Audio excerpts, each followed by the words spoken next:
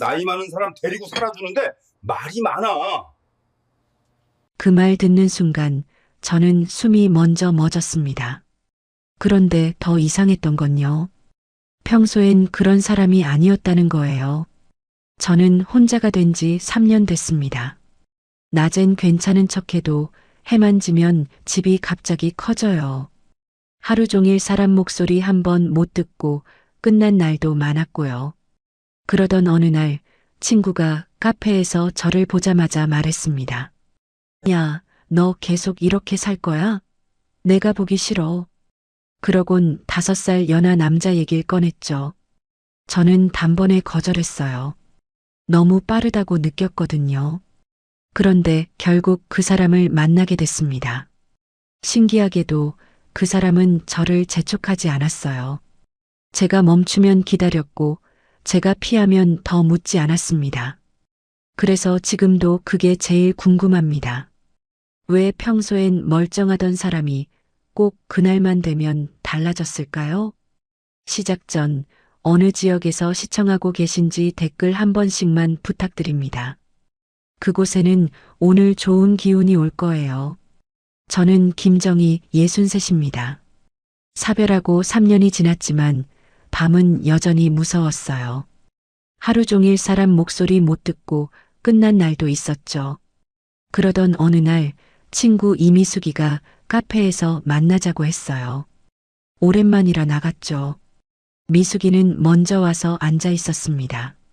제가 들어서니까 손을 흔들더라고요. 저는 가서 앉았어요. 커피를 시키고 미숙이 얼굴을 봤습니다. 미숙이는 저를 한참 보더니 말했어요. 야, 너 계속 이렇게 살 거야? 내가 보기 싫어. 반말이었습니다. 우린 원래 반말 쓰는 사이인데 그날은 그 말투가 날카롭게 들렸어요. 저는 웃어 넘기려고 컵을 들었는데 미숙이가 또 말했죠. 나 요즘 내 얼굴 보는 게 싫어. 너 진짜 사람이 아니라 그림자 같아. 그 말에 웃음이 안 나왔어요.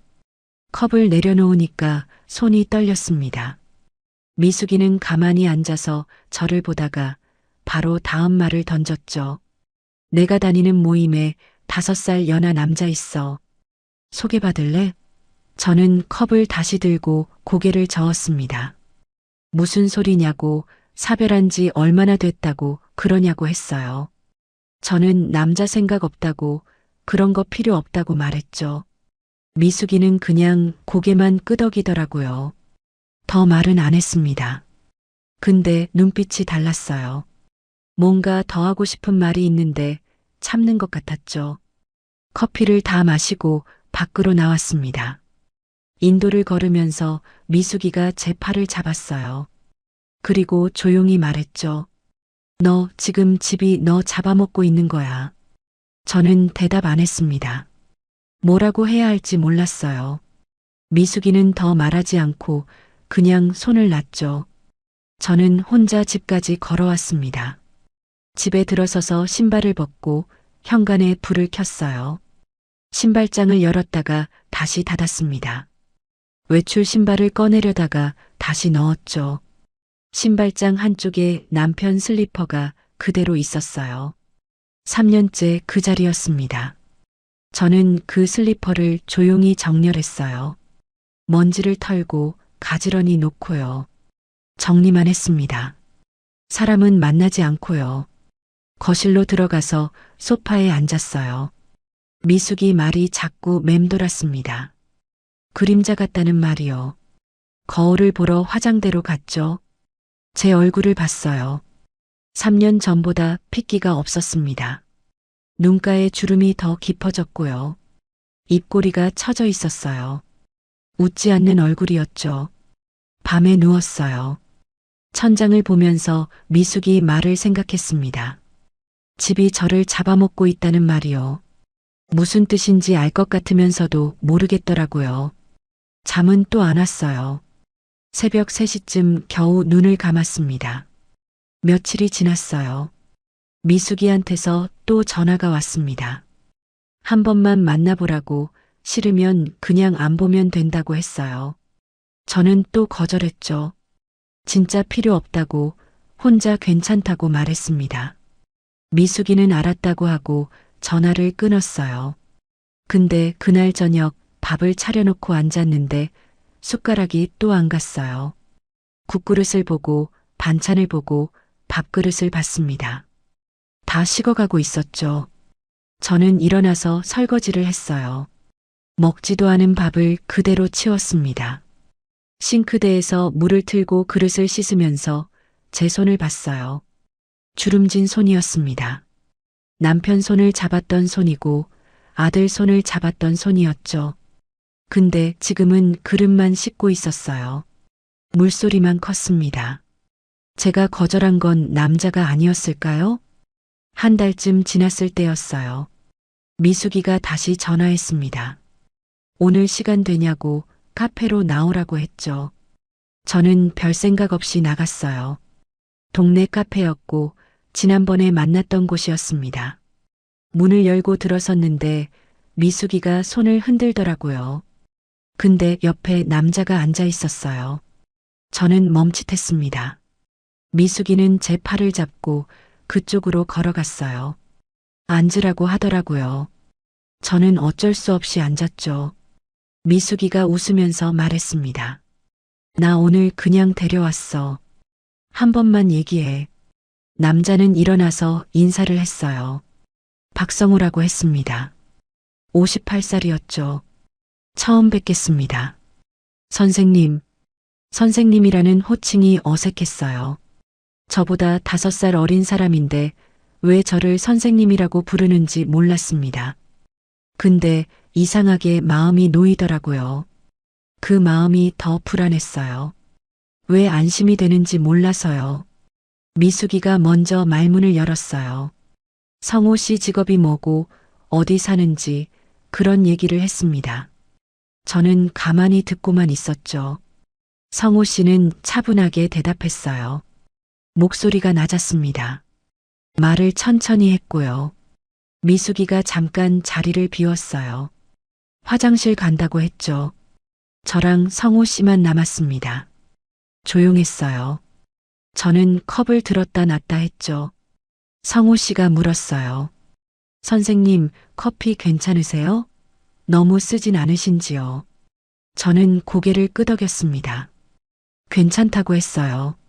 성호 씨는 더 말하지 않았죠. 그냥 앉아 있었습니다. 불편한 침묵이 아니었어요. 그냥 조용한 시간이었습니다. 미숙이가 돌아왔고 조금 더 얘기했어요. 날씨 얘기, 동네 얘기, 그런 거였죠. 성호 씨는 제 대답을 기다렸고요. 서두르지 않았어요. 커피 한 잔 마시는 동안 저는 한 번도 시계를 안 봤습니다. 그게 이상했어요. 보통은 언제 끝날까 싶어서 시계를 보는데 그날은 안 봤죠. 30분쯤 지났을 때 미숙이가 일어났어요. 자기는 먼저 간다고 했습니다. 저한테 눈빛으로 뭔가 신호를 보내더라고요. 저는 모른 척 했어요. 미숙이는 나가면서 웃었습니다. 성우 씨랑 둘이 남았어요. 어색했습니다. 저는 가방을 집으려고 했는데 성우 씨가 조용히 말했어요. 선생님, 제가 바래다 드려도 될까요? 저는 괜찮다고 했습니다. 집이 가깝다고도 했고요. 성우 씨는 고개를 끄덕이더니 그럼 문 앞까지만 함께 걸으면 안 되냐고 물었어요. 저는 거절하기가 어려워서 그냥 일어났습니다. 카페 밖으로 나와서 인도를 걸었어요. 성우 씨는 한 발짝 뒤에서 걸었습니다. 제가 멈추면 같이 멈췄고 제가 걸으면 따라 걸었죠. 앞서가지 않았어요. 옆으로 붙지도 않았습니다. 그냥 뒤에서 걸었어요. 신호등에서 멈췄어요. 저는 작게 말했습니다. 이런 거 싫어요. 성우 씨는 대답 안 했어요. 신호가 바뀌어서 건넜습니다. 조금 더 걸었죠. 성우 씨가 멈춰서 말했어요. 선생님, 제가 불편하게 해드린 것 같습니다. 죄송합니다. 저는 고개를 저었어요. 불편한 게 아니라 그냥 낯설다고 했습니다. 성우 씨는 고개를 끄덕였죠. 그럼 천천히 익숙해지시면 된다고, 서두르지 않아도 된다고 말했어요. 집 앞 골목에 도착했어요. 저는 여기서 괜찮다고 했습니다. 성호 씨는 인사하고 돌아섰어요. 몇 걸음 가다가 뒤돌아보더니 손을 한번 흔들었습니다. 저는 어색하게 손을 들었죠. 집에 들어와서 신발을 벗고 거실로 갔어요. 핸드폰을 봤습니다. 성호 씨한테서 문자가 와 있었어요. 오늘 뵈어서 좋았습니다. 선생님 편하신 대로 연락 주세요. 저는 핸드폰을 내려놓고 소파에 앉았어요. 답장을 쓰려다가 말았습니다. 뭐라고 써야 할지 모르겠더라고요. 고맙다고 해야 하나, 미안하다고 해야 하나요? 한참을 그러고 있었어요. 저녁 6시쯤 됐습니다. 밥을 차렸어요. 국 끓이고 반찬 덜어놓고 숟가락 놓고요. 앉아서 밥을 먹었습니다. 그날은 숟가락이 가더라고요. 국도 떠먹고 반찬도 먹었어요. TV를 켜지 않았는데도 괜찮았죠. 밤 9시쯤 핸드폰을 다시 봤어요. 성호 씨 문자가 그대로 있었습니다. 저는 답장을 썼어요. 쓰고 지우고 다시 썼습니다. 결국 한 줄만 보냈어요. 오늘 좀 힘들었어요. 보내고 나서 후회했습니다. 왜 이런 말을 했나 싶었죠. 근데 성호 씨 답장은 금방 왔어요. 길었습니다. 다 말 안 하셔도 괜찮습니다. 내일도 괜찮고요. 선생님 속도대로요. 저는 핸드폰을 가슴에 대고 한참 있었어요. 눈물이 날 것 같았는데 안 나왔습니다. 그냥 가슴이 먹먹했어요. 며칠 뒤 성호 씨가 또 문자를 보냈어요. 산책하러 나오시겠냐고 했죠. 저는 잠깐 고민했습니다. 나갈까 말까요? 핸드폰을 보고 또 보다가 결국 나간다고 답했어요. 공원에서 만났습니다. 성호 씨는 먼저 와서 벤치에 앉아 있었어요. 제가 가니까 일어나서 인사했죠. 저는 옆에 앉았습니다. 공원을 한 바퀴 돌았어요. 성호 씨는 말을 많이 안 했습니다. 제가 먼저 말하면 들었고, 제가 안 하면 그냥 걸었어요. 억지로 대화를 만들지 않았죠. 가로등 아래를 지나고, 벤치를 지나고, 운동기구 있는 곳을 지났습니다. 벤치에 앉아서 쉬었어요. 성호 씨가 물었습니다. 선생님, 요즘 밤에 잠은 잘 주무세요? 저는 잠깐 멈칫했어요. 그 질문이 이상하게 마음에 걸렸습니다. 누가 제 밤을 물어본 게 얼마만인지 몰랐죠. 저는 고개를 저으면서 말했어요. 잘 때도 있고 못 잘 때도 있어요. 성호 씨는 고개를 끄덕였습니다. 조언하지 않았어요. 그냥 알겠다고만 했죠. 그게 편했습니다. 뭐라고 해결책을 말하지 않는 게 좋았어요. 일주일에 한두 번씩 만났어요. 카페에서 차 마시거나 공원 걷거나 그랬습니다. 성호 씨는 항상 제 속도에 맞췄어요. 제가 피곤하다고 하면 바로 헤어졌고, 제가 좀 더 있고 싶다고 하면 더 있었죠. 한 번도 서두른 적이 없었습니다. 어느 날 저녁 집에서 밥을 먹고 있는데 성호 씨한테서 전화가 왔어요. 밥 드셨냐고 물었습니다. 저는 먹고 있다고 했죠. 성호 씨가 말했어요. 천천히 드세요. 저는 나중에 또 연락드릴게요. 끊고 나서 밥을 먹었어요. 이상하게 그날은 밥맛이 있더라고요. 국도 다 먹고 반찬도 먹었습니다. TV 소리도 들렸어요. 드라마에서 사람들이 웃고 있었죠. 집이 여전히 넓긴 했는데 덜 비어 보였습니다. 한 달쯤 더 지났을 때였어요. 성호 씨가 문자를 보냈습니다. 선생님, 제가 너무 자주 연락드리는 건 아닌지 모르겠습니다. 불편하시면 말씀해 주세요. 저는 답장을 바로 보냈어요. 아니요. 괜찮아요. 그리고 잠깐 망설이다가 한 줄을 더 썼습니다. 오히려 좋아요.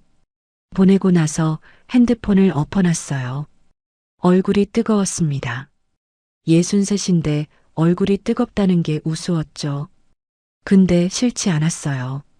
성호 씨 답장이 왔습니다. 감사합니다. 선생님, 그날 밤 저는 신발장을 열었어요. 남편 슬리퍼를 꺼냈습니다. 3년 동안 그대로 뒀던 슬리퍼였죠. 손으로 한참 만지다가 조용히 박스에 넣었어요. 정리하는 건지 치우는 건지 몰랐습니다. 그냥 손이 움직였어요. 박스를 장롱 위에 올려놨습니다. 화장대로 가서 거울을 봤어요. 제 얼굴이 조금 달라 보였습니다. 3년 전보다 주름은 더 늘었는데 눈빛은 조금 살아있었어요.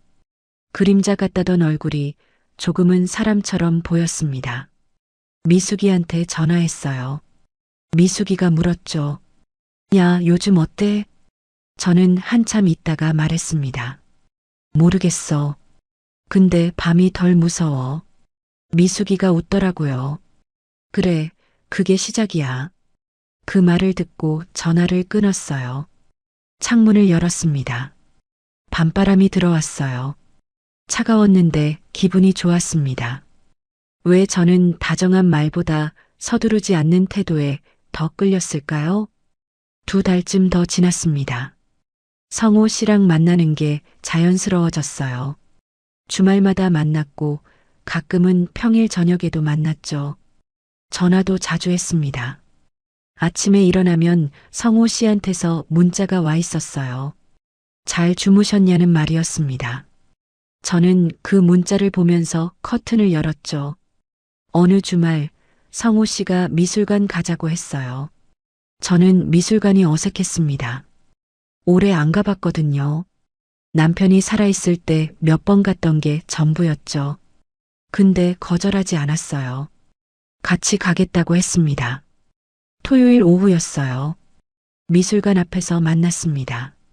성호 씨는 흰색 셔츠를 입고 있었어요. 깔끔했죠.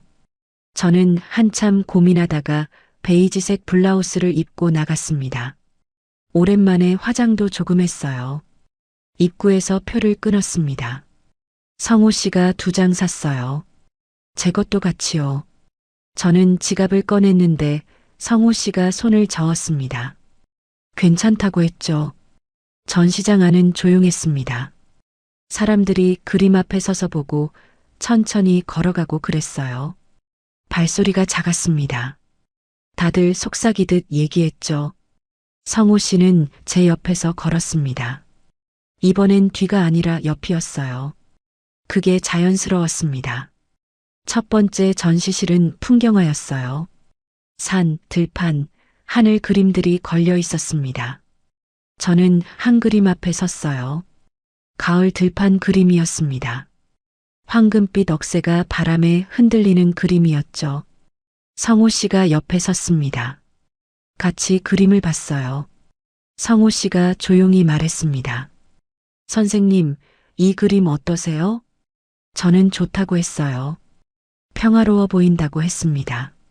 성호 씨는 고개를 끄덕였죠. 저도 그렇게 느꼈다고 했습니다. 다음 전시실로 갔어요. 바다 그림들이 있었습니다. 한 그림 앞에서 멈췄어요. 파도가 높았고 하늘이 어두웠습니다. 폭풍우가 몰려오는 바다였어요. 저는 그 그림을 보다가 문득 남편 생각이 났습니다. 남편이랑 바닷가 갔던 게 생각났죠. 결혼 10년쯤 됐을 때였어요. 강릉에 갔었습니다. 해변을 걷다가 비를 맞았죠. 갑자기 쏟아진 비였어요. 우산도 없어서 둘이 뛰어서 카페로 들어갔습니다. 옷이 다 젖었었죠. 성호 씨가 물었습니다. 선생님, 무슨 생각하세요? 저는 잠깐 망설였어요. 남편 얘기를 해도 될까요? 성호 씨 기분이 안 좋을까요? 근데 성호 씨 얼굴을 보니까 괜찮을 것 같았습니다. 저는 천천히 말했어요. 옛날에 남편이랑 바다 간 적 있어요. 성호 씨는 조용히 고개를 끄덕였습니다. 괜찮다는 말도 그럴 수 있다는 말도 하지 않았어요. 그냥 옆에 서 있었습니다. 저는 계속 말했어요. 강릉이었어요. 비가 와서 같이 뛰었죠. 그때가 좋았어요. 성호 씨가 들었습니다. 끼어들지 않았어요. 저는 그림을 보면서 더 말했습니다. 지금 생각하면 다 좋았던 것 같아요. 그땐 몰랐는데요. 전시장 구석에 의자가 있었어요. 저는 거기 앉았습니다. 다리가 좀 아팠거든요. 성호 씨도 옆에 앉았어요. 저는 한참 있다가 다시 말을 꺼냈습니다. 그때는 몰랐어요. 이렇게 혼자 남을 줄은요. 성호 씨는 들었습니다. 고개를 끄덕이면서요. 저는 계속 말했어요. 3년 동안 익숙해지려고 했는데 안 되더라고요. 밤만 되면 무섭고요. 아침에 일어나도 옆이 비어 있고요. 성호 씨가 조용히 물었습니다. 지금도 그러세요? 저는 잠깐 생각했어요. 지금은 어떤가요? 요즘 밤은 어떤가요? 고개를 저었습니다. 요즘은 조금 덜해요. 성호 씨는 아무 말 안 했어요. 그냥 옆에 앉아 있었습니다. 그게 좋았어요. 위로하려고 하지 않는 게요. 괜찮다고 말하지 않는 게요. 그냥 듣기만 하는 게 좋았습니다. 한참을 그렇게 앉아 있다가 일어났어요. 다른 전시실로 갔습니다. 사람 그림들이 걸려 있었어요. 혼자 앉아 있는 사람, 창밖을 보는 사람, 책을 읽는 사람들이었습니다. 저는 한 그림 앞에서 오래 섰어요. 창가에 앉아서 밖을 보는 여자 그림이었습니다. 뒷모습이었어요. 무슨 생각을 하고 있는지 모르겠었죠. 그냥 창밖을 보고 있었습니다. 그 뒷모습이 저 같았어요. 성호 씨가 옆에 섰습니다. 같이 그림을 봤어요. 저는 작게 말했습니다. 저 여자 뭘 보고 있을까요? 성호 씨가 천천히 말했어요. 글쎄요. 아마도 다음을 보고 있지 않을까요? 저는 성호 씨를 봤습니다. 성호 씨는 그림을 보고 있었어요. 저는 다시 그림을 봤습니다. 여자는 여전히 창밖을 보고 있었어요. 뭔가 기다리는 것 같기도 하고 그냥 보고 있는 것 같기도 했습니다. 다음이라는 게 뭘까요? 다음이 있을까요? 미술관을 나왔어요. 해가 기울고 있었습니다. 오후 5시쯤이었죠. 카페로 갔습니다. 미술관 근처 작은 카페였어요. 차를 시켰습니다. 따뜻한 차였어요. 성호 씨가 말했습니다. 선생님, 오늘 얘기해 주셔서 고마워요. 저는 손을 흔들었습니다. 별거 아니라고 했어요. 근데 마음이 가벼웠습니다. 남편 얘기를 누구한테 했다는 게 이상하게 후련했어요. 성호 씨가 듣기만 하고 판단하지 않았던 게 좋았습니다. 괜찮다고 위로하지 않았던 게 좋았어요. 집에 돌아와서 옷장을 열었습니다. 남편 옷이 한쪽에 그대로 있었어요. 박스에 넣었던 옷들 말고 아직 걸려있는 옷들이었습니다. 저는 그 옷들을 하나씩 꺼냈어요. 냄새를 맡아봤습니다. 세제 냄새만 났어요. 사람 냄새는 진작에 사라졌습니다. 옷들을 박스에 넣었습니다. 천천히요. 하나씩요. 재킷, 바지, 셔츠, 넥타이요. 다 넣고 나니까 박스가 2개가 됐어요. 테이프로 박스를 봉했습니다. 윗방에 올려놨어요. 옷장이 비었습니다. 제 옷만 걸려 있었어요. 한쪽이 텅 비어 있었습니다. 저는 그 빈 공간을 한참 봤어요. 슬프지는 않았습니다. 그냥 비어 있었어요. 또 며칠이 지났습니다. 성호 씨가 전화했어요. 카페에서 만나자고 했습니다. 저는 나갔어요. 동네 카페였습니다. 성호 씨가 먼저 와 있었어요. 저를 보고 일어나서 손을 흔들었습니다. 저는 가서 앉았어요. 메뉴를 보고 있는데 성호 씨가 말했습니다. 정희 씨, 오늘은 차가 더 좋겠어요. 저는 메뉴판을 내려놨습니다. 성호 씨가 지금 뭐라고 불렀죠? 선생님이 아니었어요. 정희 씨였습니다. 정희 씨라고 불렀어요. 성호 씨가 제 얼굴을 봤습니다. 불편하세요? 저는 고개를 저었어요. 웃으면서요. 불편하지 않았습니다. 오히려 좋았어요. 근데 손끝이 괜히 바쁘더라고요. 컵 손잡이를 돌리고 종이 냅킨을 접었다 폈습니다. 제 손이 왜 이러는지 모르겠었어요. 멈추지가 않았습니다. 성우 씨가 웃었어요. 편하게 웃었습니다. 저도 웃었어요. 어색한 웃음이었지만 나쁘지 않았습니다. 차를 마시면서 얘기했어요. 동네 얘기, 날씨 얘기, 그런 거였습니다. 근데 이상하게 그날은 대화가 더 편했어요. 성우 씨가 정혜 씨라고 부르니까 거리가 가까워진 것 같았습니다. 선생님일 때는 존댓말만 썼는데 정혜 씨가 되니까 말이 더 편해졌어요. 카페를 나왔습니다. 집까지 같이 걸었어요. 성우 씨는 이제 제 옆에서 걸었습니다. 뒤도 아니고 앞도 아니고요. 나란히 걸었어요. 걸음도 맞았습니다. 보폭이 비슷했거든요. 집 앞에 도착했습니다. 저는 오늘도 여기서 괜찮다고 했어요. 성우 씨는 고개를 끄덕이고 돌아섰습니다. 몇 걸음 가다가 멈췄어요. 그리고 돌아보면서 말했습니다. 정희 씨, 안녕히 들어가세요. 또 정희 씨였어요. 저는 손을 흔들었습니다. 성우 씨가 완전히 사라질 때까지 서 있었어요. 골목 끝을 돌아서 안 보일 때까지요. 그리고 집으로 들어갔습니다. 거울을 봤어요. 제 얼굴이 웃고 있었습니다. 언제 웃었는지도 모르게 입꼬리가 올라가 있었어요. 63인데 이러고 있다는 게 부끄러웠습니다. 근데 동시에 기분이 좋았어요. 이런 기분이 나쁘지 않았습니다. 며칠 뒤 성우 씨가 전화했어요. 저녁에 산책하자고 했습니다. 저는 나갔습니다. 동네 산책로를 걸었어요. 해가 지고 있었습니다. 하늘이 붉었어요. 구름이 분홍빛이었습니다. 가로등이 하나씩 켜지고 있었어요. 저녁 6시쯤이었습니다. 바람이 불었어요. 조금 쌀쌀했습니다. 가을이 오고 있었어요. 성우 씨가 물었습니다. 춥지 않으세요? 저는 괜찮다고 했어요. 성우 씨는 그래도 자기 재킷을 벗어서 제 어깨에 걸쳐줬습니다. 저는 거절하려다가 그냥 뒀어요. 따뜻했습니다. 성우 씨 체온이 남아 있었어요. 한참을 걷다가 벤치에 앉았습니다. 공원 벤치였어요. 앞에 연못이 있었습니다. 오리들이 물 위를 떠다니고 있었어요. 성우 씨가 말했습니다. 정희 씨, 제가 하나 여쭤봐도 될까요? 저는 고개를 끄덕였어요.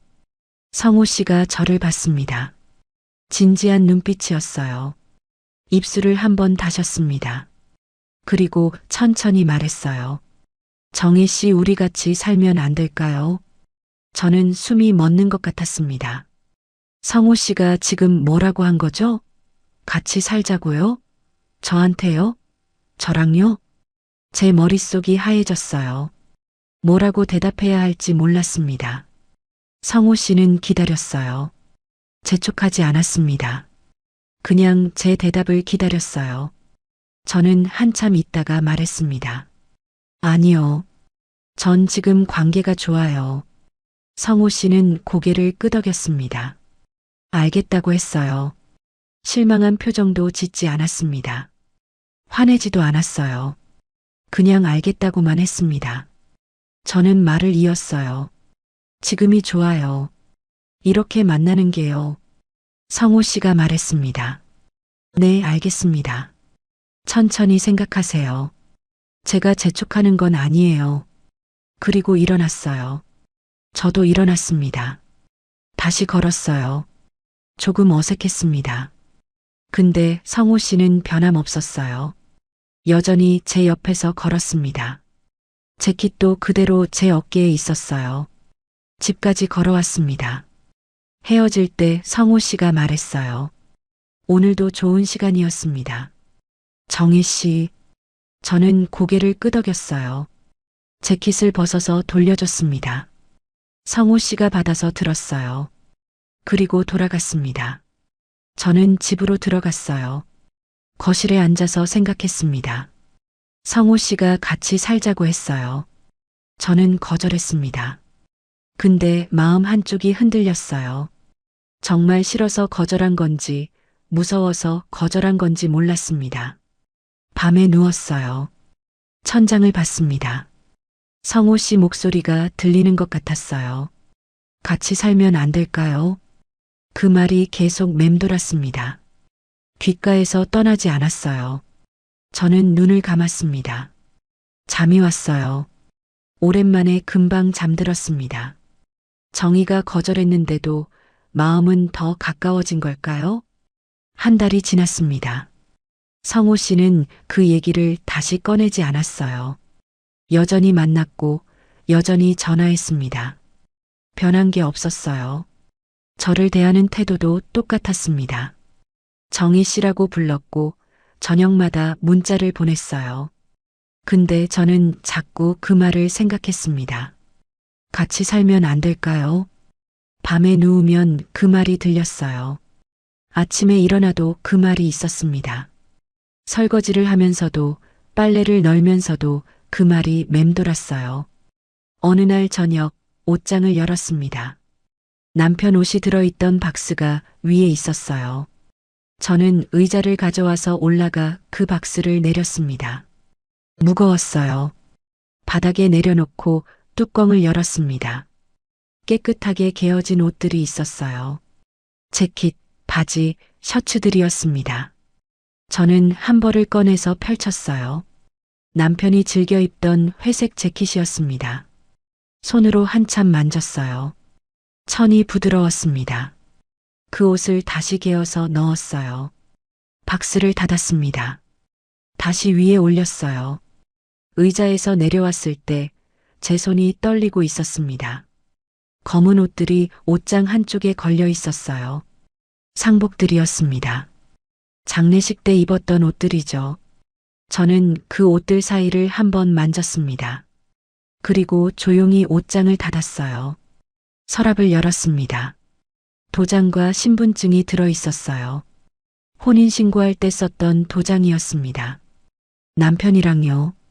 저는 그걸 꺼내서 식탁 위에 올려뒀어요. 한참을 그렇게 봤습니다. 도장을 집었다가 내려놨어요. 신분증을 받다가 다시 놨습니다.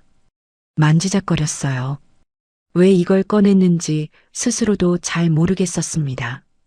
미숙이한테 전화했어요. 미숙이가 받았습니다. 야, 왜? 저는 한참 말을 못하다가 물었어요. 미숙아, 나 어떻게 하면 좋을까? 미숙이가 잠깐 조용했어요. 그러더니 물었습니다. 성호 씨 얘기야? 저는 응이라고 했어요. 미숙이가 웃었습니다. 야, 내가 결심한 거면 해. 근데 내가 먼저 무너지면 안 돼. 너부터 챙겨. 알았어? 저는 알겠다고 하고 전화를 끊었습니다. 식탁에 앉아서 도장을 다시 봤어요. 손으로 닦았습니다. 먼지가 묻어 있었거든요. 깨끗하게 닦았어요. 그리고 다시 내려놨습니다. 핸드폰을 들었어요. 성호 씨 번호를 눌렀습니다. 신호음이 갔어요. 2번, 3번요. 성호 씨가 받았습니다. 정희 씨, 무슨 일이세요? 저는 숨을 들이마셨어요. 그리고 천천히 말했습니다. 저기 지난번에 한 말 있잖아요. 성호 씨가 잠깐 멈칫했어요. 그리고 조심스럽게 물었습니다. 네, 기억합니다. 저는 또 숨을 들이마셨습니다. 손이 떨렸어요. 핸드폰을 쥔 손이 땀에 젖었습니다. 말했어요. 저 생각해봤어요. 같이 살고 싶어요. 성호 씨가 한참 말이 없었습니다. 긴 침묵이었어요. 저는 그 침묵이 불안했습니다. 마음이 바뀐 걸까요? 성호 씨가 조용히 말했어요. 정희 씨, 천천히 결정하셔도 돼요. 서두르지 않으셔도 됩니다. 제가 부담드린 건 아닌지 모르겠네요. 저는 고개를 저었어요. 성호 씨는 못 봤지만요. 아니에요. 결정했어요. 천천히 준비하고 싶어요. 성호 씨가 알겠다고 했습니다. 목소리가 떨리는 것 같았어요. 기쁜 것 같았습니다. 며칠 뒤 서류를 준비했어요. 성호 씨도 준비했습니다. 필요한 서류들을 챙겼어요. 호적 등본, 가족관계 증명서, 신분증, 도장, 그런 거였습니다. 성호 씨가 리스트를 문자로 보내줬어요.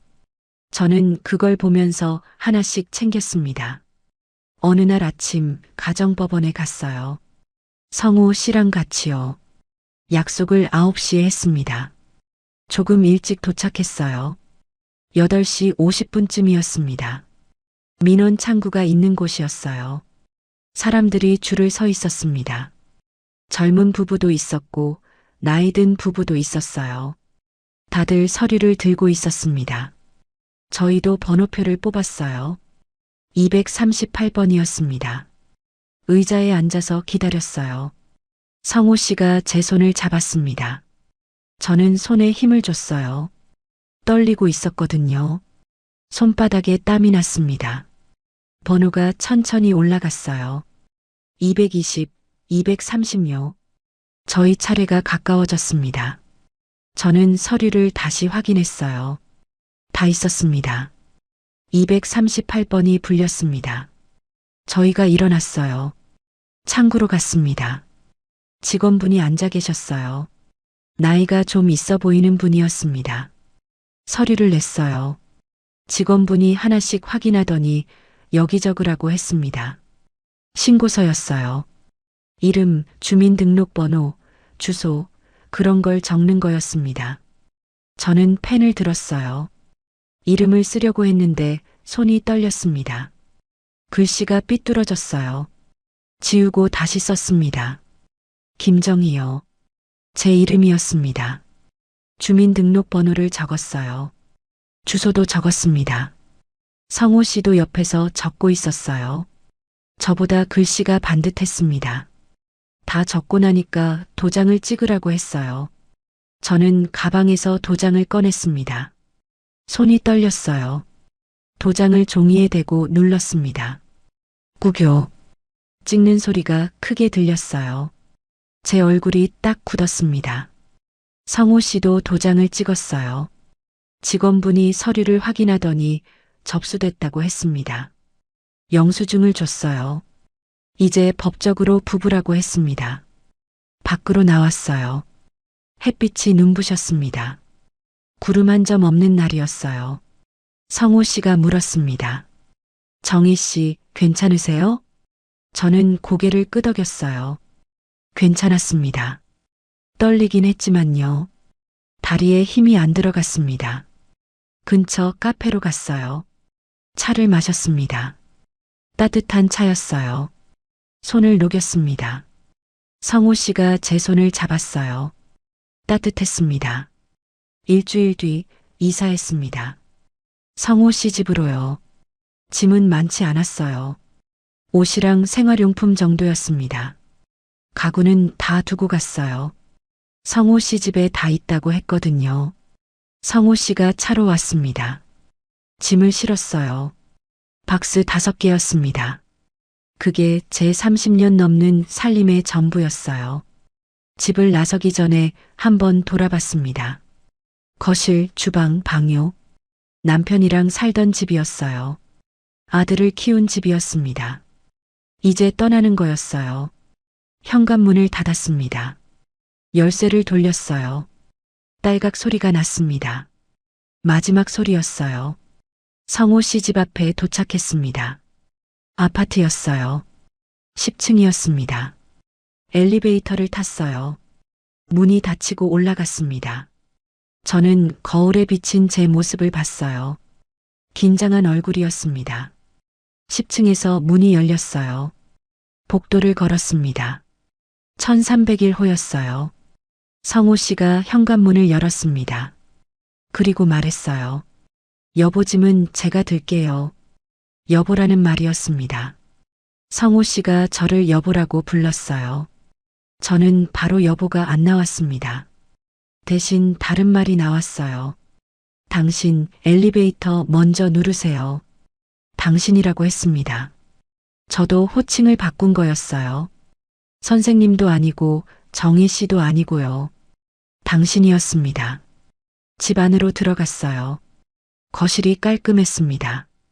소파가 있고 TV가 있고 식탁이 있었어요. 창문이 컸습니다. 햇빛이 잘 들었어요. 주방도 정돈돼 있었습니다.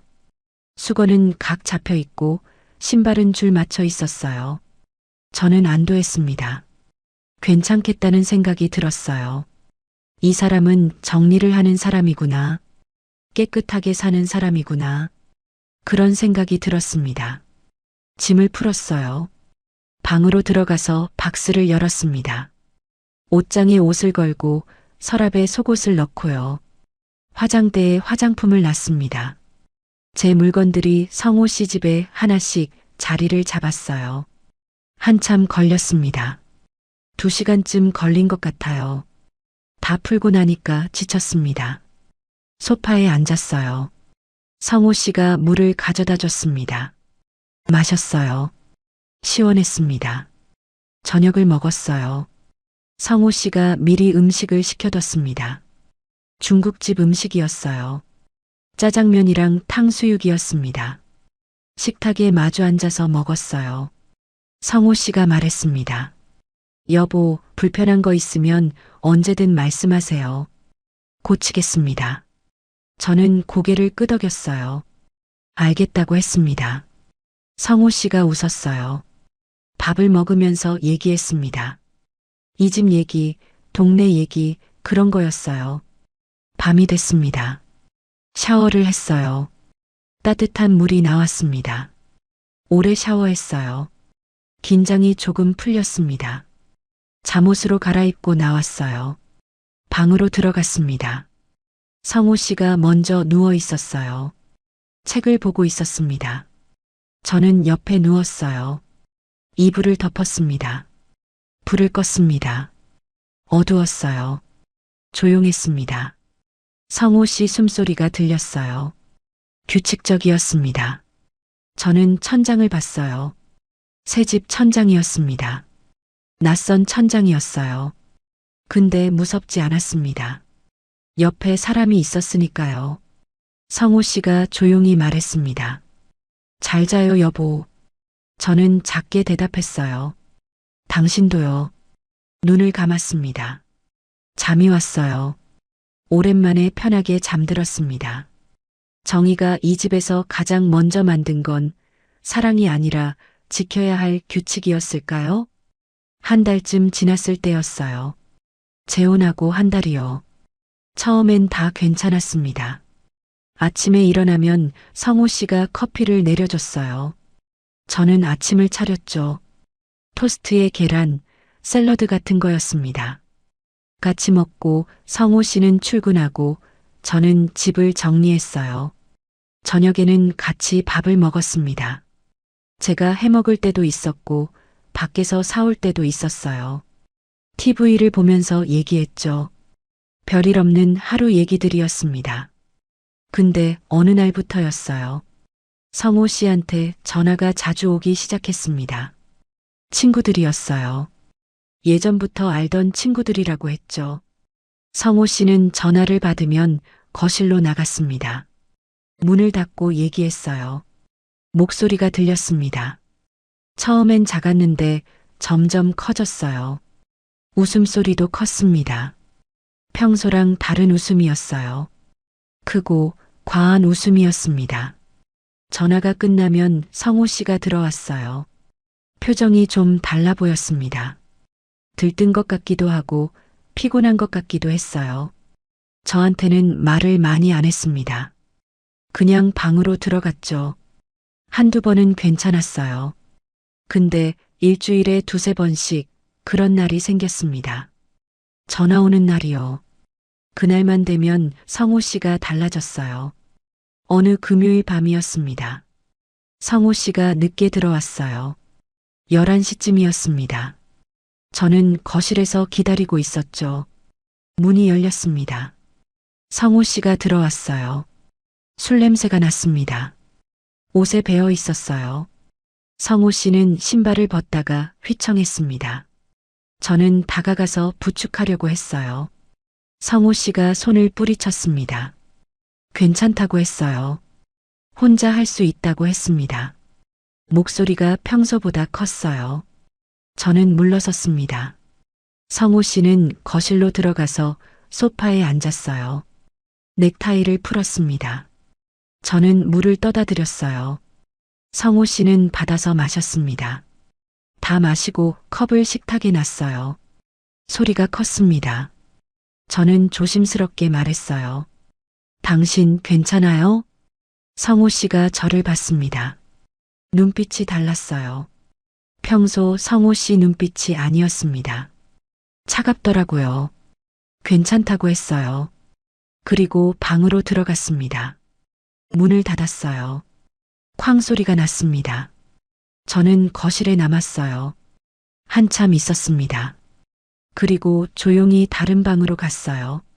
작은 방이었습니다. 이불을 꺼내서 폈어요. 거기서 잤습니다.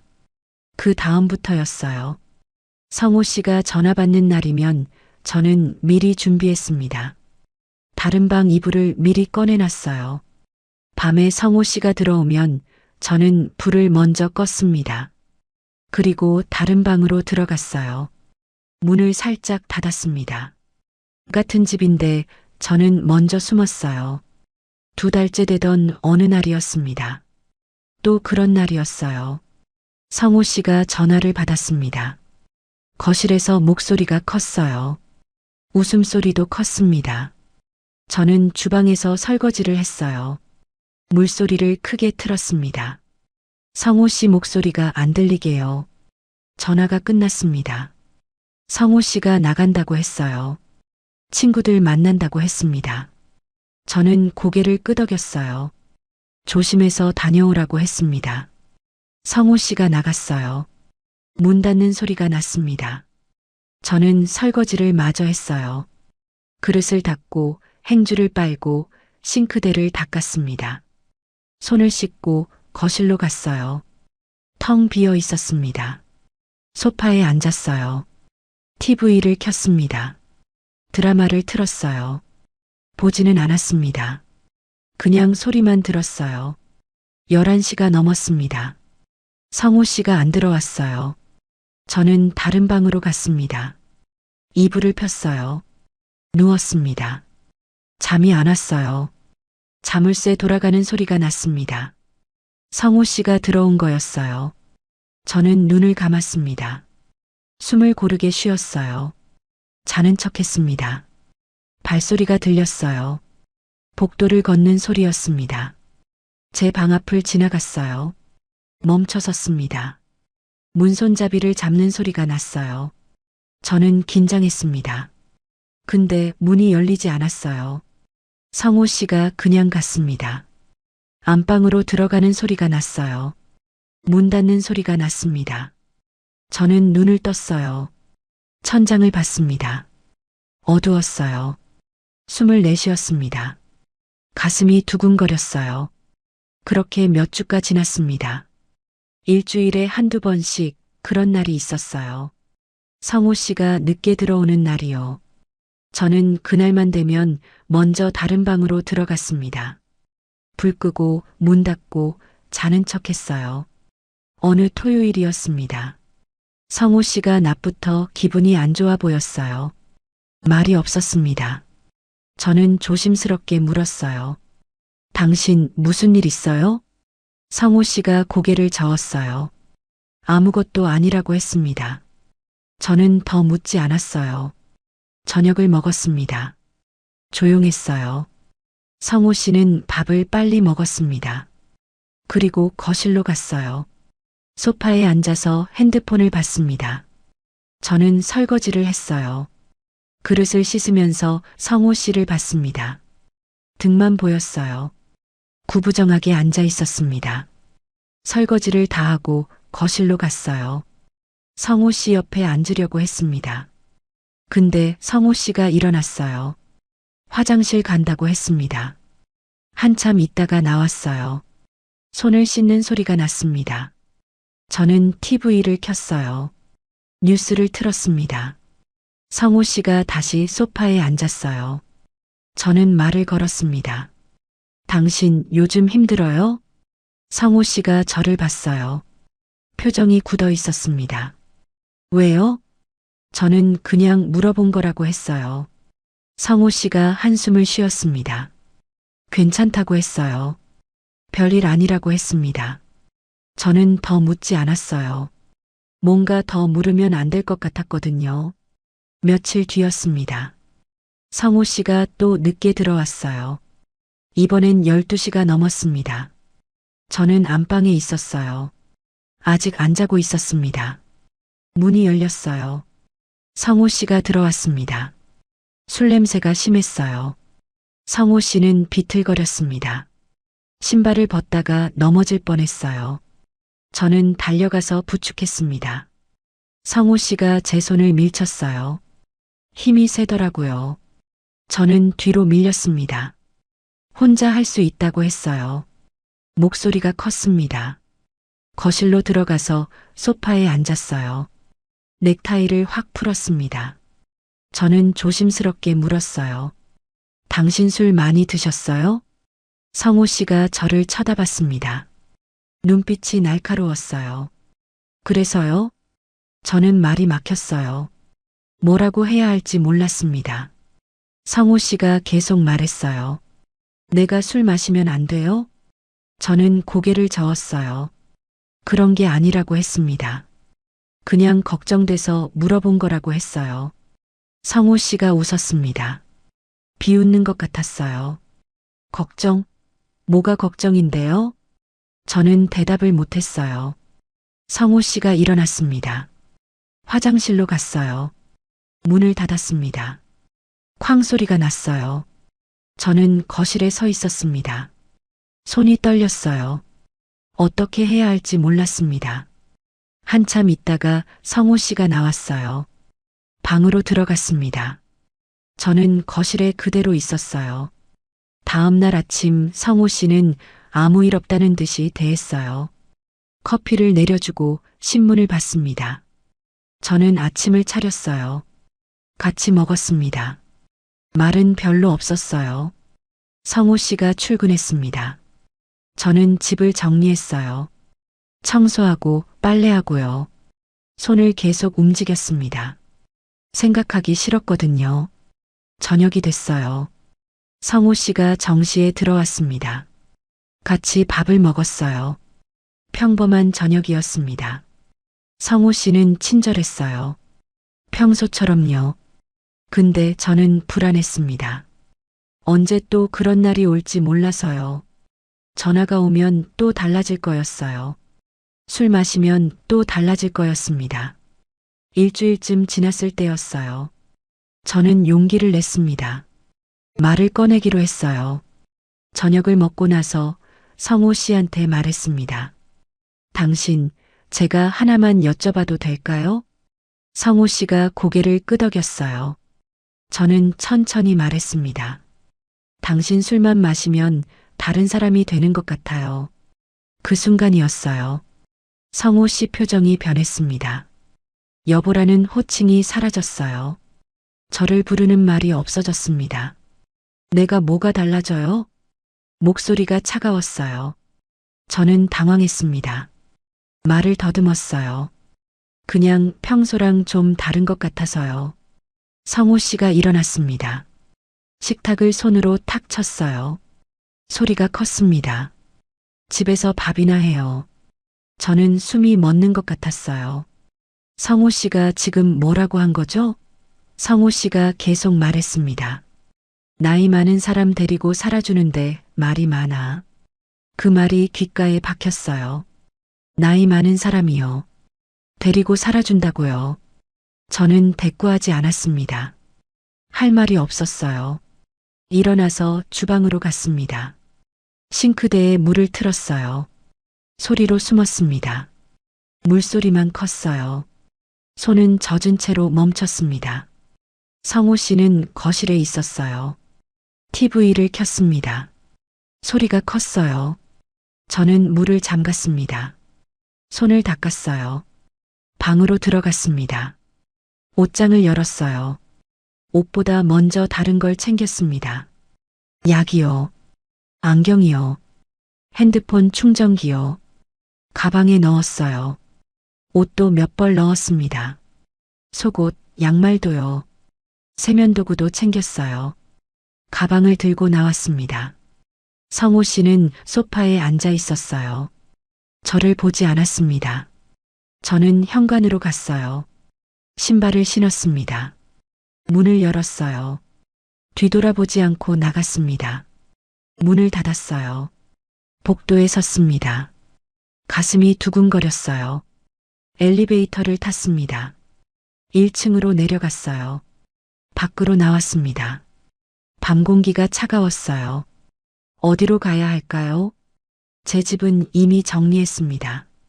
돌아갈 곳이 없었어요. 미숙이한테 전화했습니다. 미숙이가 받았어요.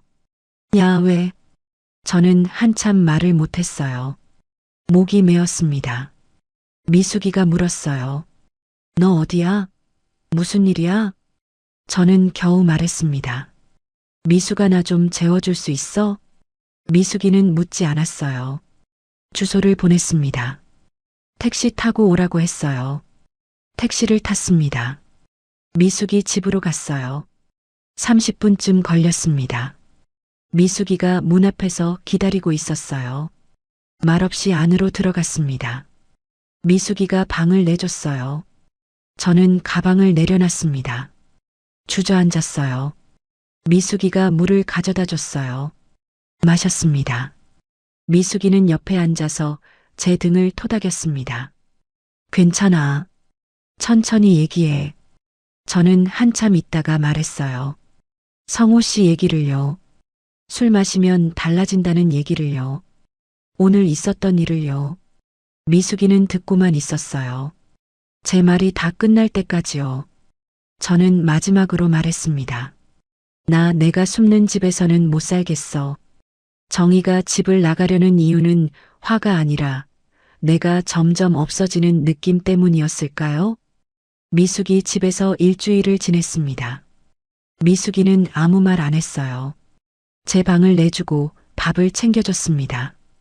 저는 거의 나가지 않았어요. 방에만 있었습니다. 성호 씨한테서 전화가 왔어요. 문자도 왔습니다. 처음엔 미안하다는 내용이었어요. 술 마셔서 그랬다고, 잘못했다고 했습니다. 저는 답장하지 않았어요. 읽기만 했습니다. 더 문자가 왔어요. 언제 들어오냐고 얘기하자고 했습니다. 사흘째 되던 날 성호 씨가 전화했어요. 저는 받지 않았습니다. 또 걸려왔어요. 5번째에 받았습니다. 성호 씨 목소리가 들렸어요. 피곤해 보였습니다. 여보, 집에 오세요. 얘기해요. 저는 조용히 말했어요. 지금은 싫어요. 성호 씨가 한숨을 쉬었습니다. 제가 잘못했어요. 미안해요. 돌아와요. 저는 대답하지 않았어요. 성호 씨가 계속 말했습니다. 제가 술 끊을게요. 다시는 안 그럴게요. 돌아와요, 여보. 저는 핸드폰을 꽉 쥐었어요. 손에 땀이 났습니다. 당신 술만 문제가 아니에요. 성호 씨가 물었어요. 그럼 뭐가 문제예요? 저는 천천히 말했습니다. 당신은 저를 데리고 산다고 생각하잖아요. 성호 씨가 말이 없었어요. 저는 계속 말했습니다. 나이 많은 사람 데리고 살아준다고 했잖아요. 그 말이 계속 들려요. 성호 씨가 변명했어요. 그건 제가 취해서 그런 거예요. 진심이 아니었어요. 저는 고개를 저었습니다. 성호 씨는 못 봤지만요. 취하면 진심이 나오는 거 아니에요? 성호 씨가 한참 말이 없었어요. 그러다가 말했습니다. 제가 잘못 말했어요. 정말 미안해요. 저는 눈을 감았어요. 눈물이 날 것 같았습니다. 저는 좀 더 생각해 볼게요. 전화를 끊었습니다. 핸드폰을 내려놨어요. 가슴이 답답했습니다. 며칠이 더 지났어요. 저는 제 집으로 돌아갔습니다. 성호 씨 집이 아니라 제 원래 집이요. 아직 팔리지 않았거든요. 전세 계약이 남아 있었습니다. 문을 열고 들어갔어요. 텅 비어 있었습니다. 가구도 없었어요. 성호 씨 집에 다 놔두고 왔으니까요. 거실에 짐만 몇 개 있었습니다. 방으로 들어갔어요. 옷장만 남아 있었습니다. 문을 열었어요. 빈 옷걸이들이 걸려 있었죠. 저는 그걸 보면서 한참 섰습니다. 창문을 열었어요. 공기가 들어왔습니다. 오래된 집 냄새가 났어요. 먼지 냄새요. 저는 청소를 시작했습니다. 바닥을 쓸고 닦았어요. 손을 움직였습니다. 청소를 다 하고 나니까 해가 지고 있었어요. 저녁이었습니다. 배가 고팠어요. 근처 편의점에 가서 도시락을 샀습니다. 집에 와서 먹었어요. 바닥에 앉아서요. 밤이 됐어요. 이불이 없었습니다. 옷을 여러 겹 입고 누웠어요. 추웠습니다. 잠이 안 왔어요. 핸드폰을 봤습니다. 성호 씨한테서 문자가 와 있었어요.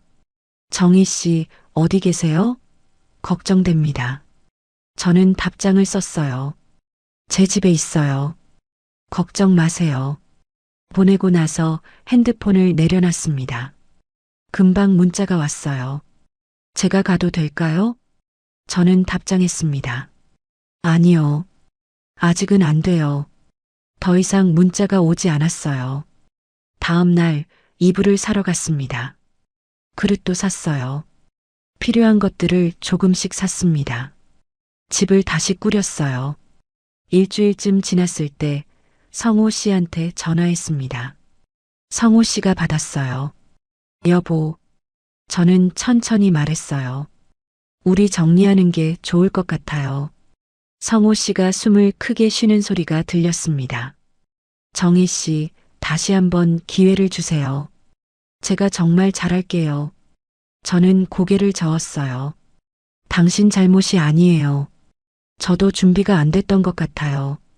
성호 씨가 물었어요. 그럼 이혼하자는 거예요? 저는 대답했습니다. 네. 협의로 하면 좋겠어요. 성호 씨가 한참 말이 없었어요. 긴 침묵이었습니다. 그러다가 조용히 말했어요. 알겠습니다. 정희 씨가 원하시면요. 전화를 끊었습니다. 저는 창문을 봤어요. 밖이 밝았습니다. 해가 떠 있었어요. 며칠 뒤 서류를 준비했습니다. 협의 이혼 신청서요. 성호 씨도 준비했어요. 문자로 필요한 걸 주고받았습니다. 한 번 더 전화 통화를 했어요. 재산 정리 얘기를 했습니다. 저는 아무것도 원하지 않았어요. 제 집만 가져가면 됐습니다.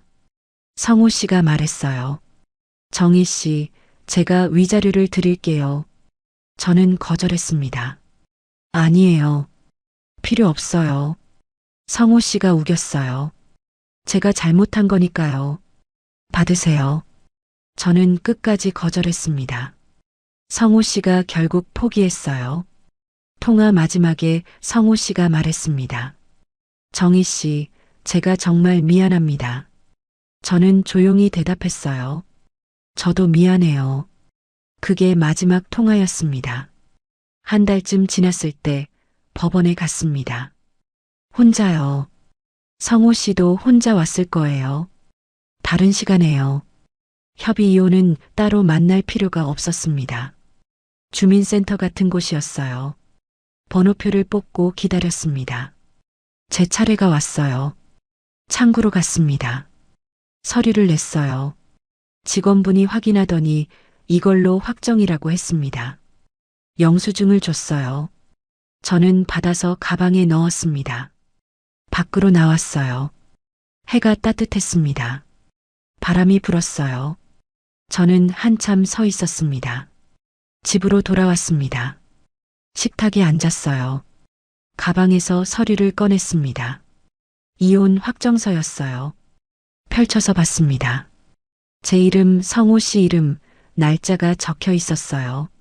종이를 접어서 서랍에 넣었습니다. 서랍을 닫았어요. 공책을 꺼냈습니다. 펜을 들었어요. 한 줄을 썼습니다. 외로움은 더 이상 없다. 다음 줄에 또 썼습니다. 내 자신은 내가 지켜야 된다. 공책을 덮었어요. 다른 페이지를 펼쳤습니다. 내일 할 일을 적었어요. 창문 열기, 밥 짓기, 병원 예약 확인하기, 미숙이한테 전화하기. 하나씩 적었습니다. 내일이 있었어요. 모레도 있었고요. 다음 주도 있었습니다. 저는 공책을 덮고 일어났어요. 창문을 열었습니다. 공기가 들어왔어요. 신선했습니다. 저는 숨을 깊이 들이마셨어요.